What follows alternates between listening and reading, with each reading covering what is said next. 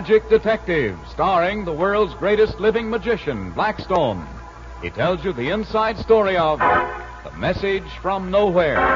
And right after the story, Blackstone will explain tricks that you yourself can perform. Reveal the guarded secrets of the world's greatest living magician.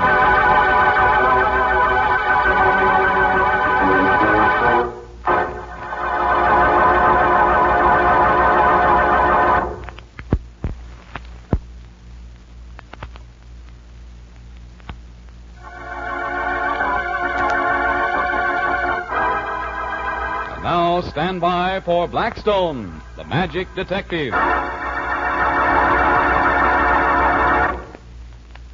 Tell me, Rhoda, what's that kid Slate doing among all Blackstone's magic equipment? Looks sort of out of place somehow. That's not just a kid's slate, Don. It has great powers.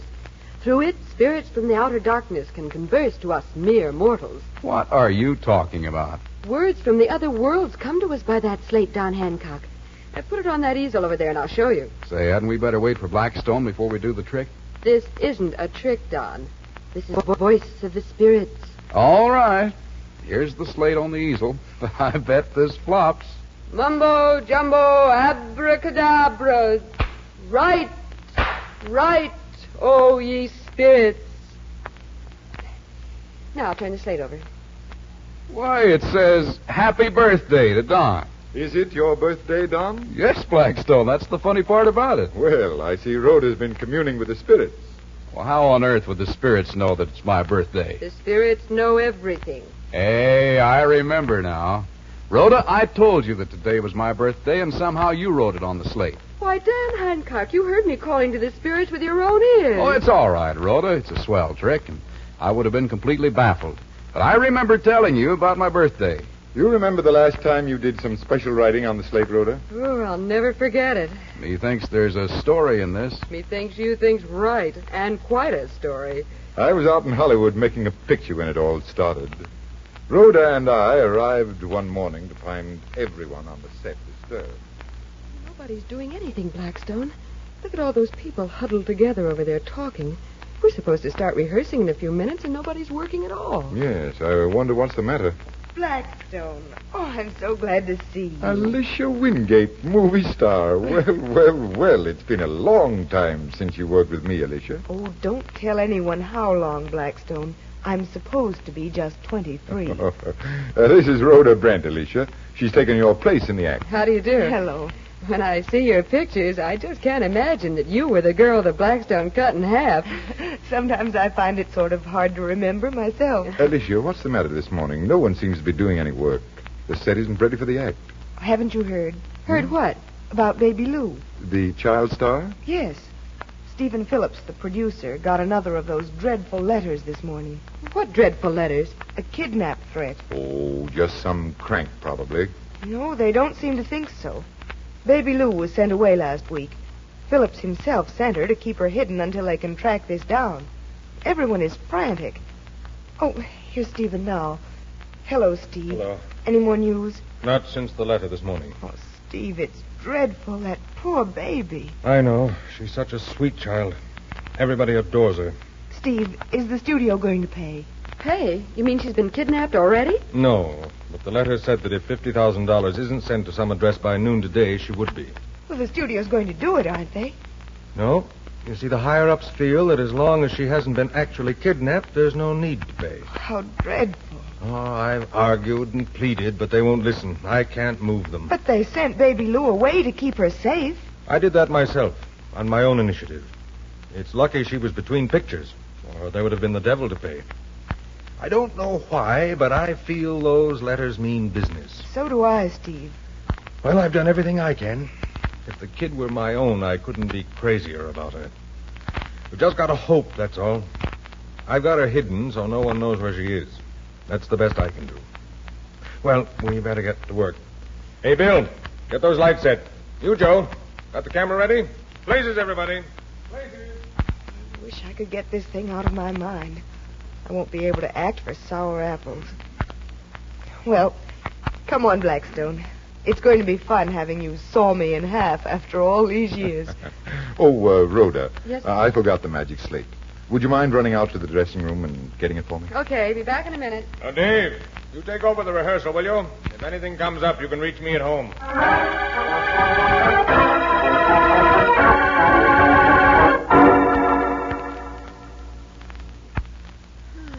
Where under the sun did the boss leave that slate? It should be right here. Oh, there it is, right in the desk. I'll take it out to Blackstone and... Hello, Mike. Oh. We got to snatch the kid after all. The company won't pony up the dough just on those threatening letters. The kidnapper. The kid's out at my place at San Joaquin. I've told the nurse to bring her into town on the 11:43 train. We'll grab her at the station in Los Angeles. Oh, who is it? I can't seem to recognize the voice. Yeah, I'll be there. I doubt the nurse would get into a strange car. Well, I'll just open the door and see who... We'll settle with the nurse when we get to the hideout. Don't worry. She won't talk after we get through with her. Glory day, he'll kill the nurse and me, too, if he spots me. Okay. See you at the station, remember? So long. Oh, he's hung up. Now for the door before he gets away. Who's there? Who's there? Come out from behind that door. Well, if you won't talk, I'll drag you out. Oh. But... Miss Brent. Hello. What are you doing here? Nothing. Well, that is, Blackstone asked me the equipment for the act. I mean, I was just walking by and... And you overheard that phone conversation. Me? Oh, no. I'm just a little deaf. That is, very deaf. I mean... You mean you heard every word I said? Come on. I'm taking you with me. Now get moving. You can't do that. Blackstone will expect me to be here, and if I don't show We'll up... write Mr. Blackstone a little note saying you had a headache and went home. I won't write it. I think you will. I won't. You write the note, all right. Now come on back into Blackstone's dressing room. That's it. I'll sit down at that desk and write what I tell you. Dear Mr. Blackstone, I have a bad headache, so I am going back to the hotel. I'll see you tonight. Sincerely, Rhoda. That's funny. She seemed all right this morning. Ready, Mr. Blackstone? As soon as I get the slate. Oh, there comes the boy with it now. Thank you, son. Now I'm ready. Places, everybody. Lights. Camera. Action.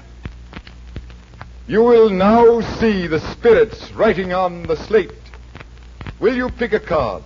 I have one. Look at it without letting me see it. Now, when I say the word, look at that slate over there on the easel. The name of the card you've chosen will be written there. Look at the slate. But there's nothing written here. Turn the slate over. What does it say? Does it give the name of your card? No. No, it doesn't. The trick didn't work, Blackstone. Cut! What's going on there? What's the idea? Well, look. The message here says kidnappers, Los Angeles Station, 11:43. It's Rhoda's writing. Quick, call the police. Have them meet that train. Hurry.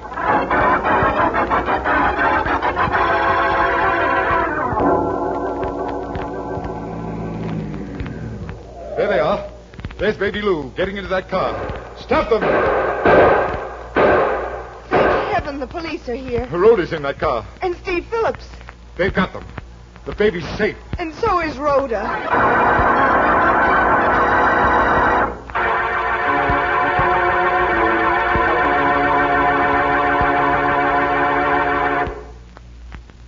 You mean that Stephen Phillips, the producer, was the kidnapper? That's right, Don. He cooked up this plan to raise a great deal of money that he needed badly. He figured that no one would suspect him. And he had the baby all the time. He knew where she was. He never really thought he'd have to actually kidnap her. He thought the movie company would pay off on the threats. If Rhoda hadn't overheard him. Or if you hadn't been a magician so I could leave a message for you. How did you leave that message, Rhoda? I scratched it on the magic plate with a fingernail of my left hand while I was writing the note to Blackstone with my right. And so another mystery was solved by magic. And now for a trick with some cigarettes, Don. Do you have those packs handy, Rhoda? Yeah, here they are, 5 of them.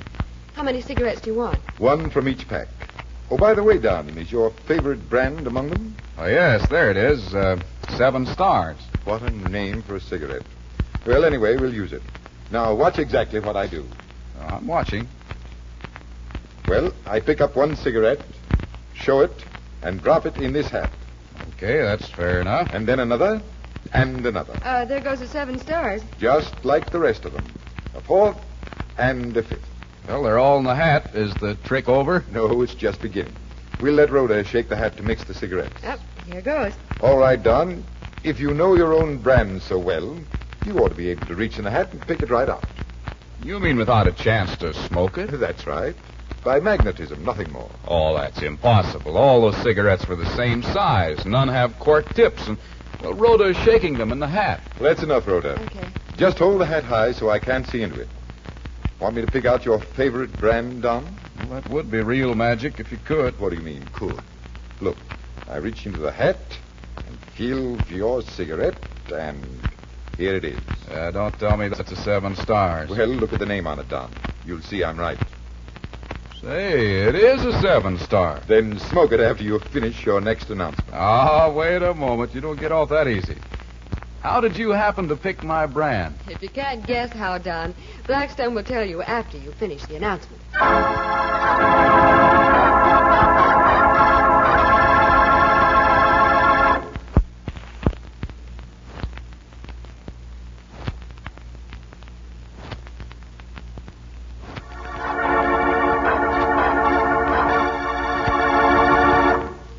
Now, Blackstone, what about the cigarette trick? Finding the brand? It was easy. Look, I'll show you. Here's 5 fresh cigarettes for the trick. All right. I pick up the first cigarette and show it. Then I drop it into the hat. You notice anything? I know. While I was showing the cigarette, I held it in the center. Yes, I noticed that much. And I rolled it back and forth between my thumb and fingers like this. You didn't notice that part, did you, Don? Well, no. It was so natural. When I came to your brand, Don, I pressed hard when I rolled it. I'll do it slowly. Like this. Say, you're practically flattening the middle of that cigarette. Not quite, Don. He's just softening it. And that's enough.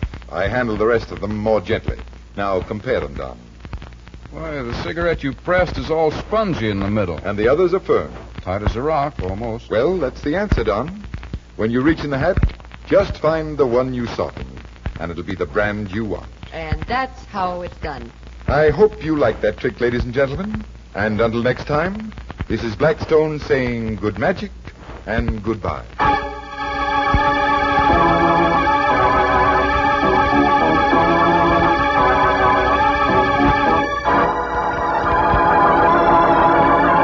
Be with us next time when the world's greatest living magician, Blackstone, tells us the story of the riddle of the red rose and explains more tricks that you yourself can perform. Listen in again to Blackstone, the world's greatest living magician.